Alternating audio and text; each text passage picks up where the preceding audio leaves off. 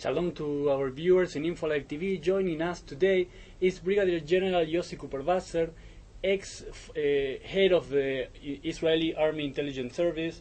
Hello, Mr. Cooperwasser. Good evening. Good evening. How do you see the results of this conflict now with the ceasefire? How do you see this scenario now? Well, results of the conflict are only on the level of potential results, in my mind, for the time being. There is one thing that is obvious. Lebanon would have to change its defensive strategy. If until now the defense strategy of Lebanon was based on Hizbullah as the force that would protect Lebanon and the force that would deter Israel from attacking Lebanon, this has totally collapsed because Israel has decided not to let this happen. And after the abduction of the two soldiers, it has decided to take action and not to be deterred by the fact that Hezbollah has rockets. And that's why Lebanon cannot anymore depend on Hezbollah to protect it. Do you think that there was a failure in intelligence in this operation from the Israeli point of view?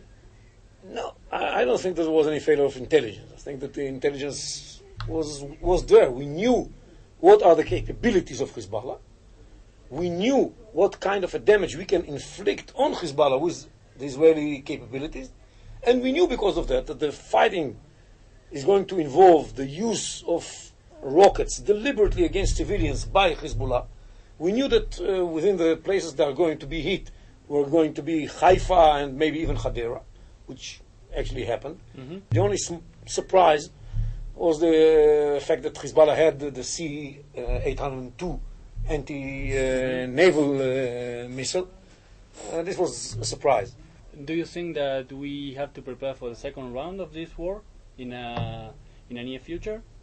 Well, I think everybody understands that since, as I said, it's not totally clear what's going to happen in Lebanon, if Lebanon is really going to implement the UN resolutions. But even in a wider second round with Syria and Iran, I'm asking. I think the Syrians, in spite of what President Assad said today, the Syrians are very cautious. They know that it's not a good idea to fight Israel directly, and that's why they have invested so much in Hezbollah. They want Hezbollah to fight the war for them. And, but yes, we have to be prepared for every eventuality. We have to be prepared for the possible hostilities with Syria, for possible hostilities with Iran. We have to be prepared for all the eventualities. This is one of the main problems Israel has. Israel has to fight on a variety of fronts and be prepared to fight on a variety of fronts. And we are fighting the Palestinians all the time. And we are prepared to fight on other fronts as well. And Hezbollah for us was just one of these fronts that we have to be prepared to fight on. Today, after President Bashar Assad's speech, talking about getting back the Golan Heights by force and not by negotiations, Defense Minister Amir Peretz said that we have now to make use of the opportunity to open negotiations with Syria. After these results in this war, which are not clear enough, how do you see this speech from the Israeli Defense Minister? We are not against peace with Syria. We want peace with Syria. But of course, the messages we got so far from Syria about peace, and also today from President Assad, they have this habit of having very nice words, but we have to judge them by their deeds.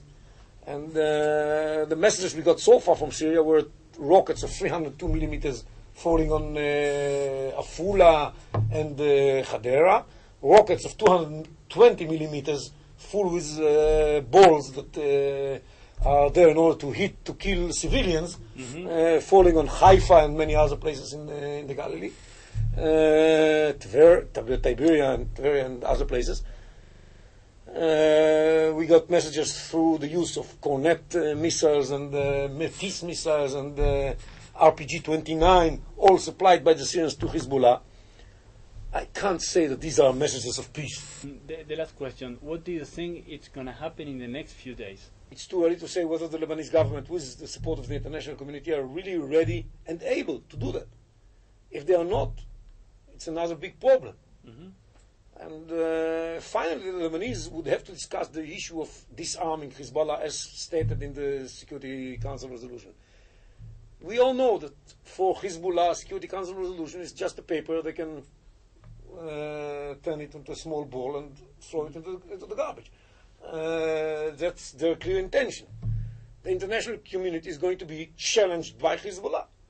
And we shall have to wait and see whether the Lebanese government and the international community, while challenged by Hizbullah, will just decide to go in the other direction and forget about it, or stand fast in front of this challenge.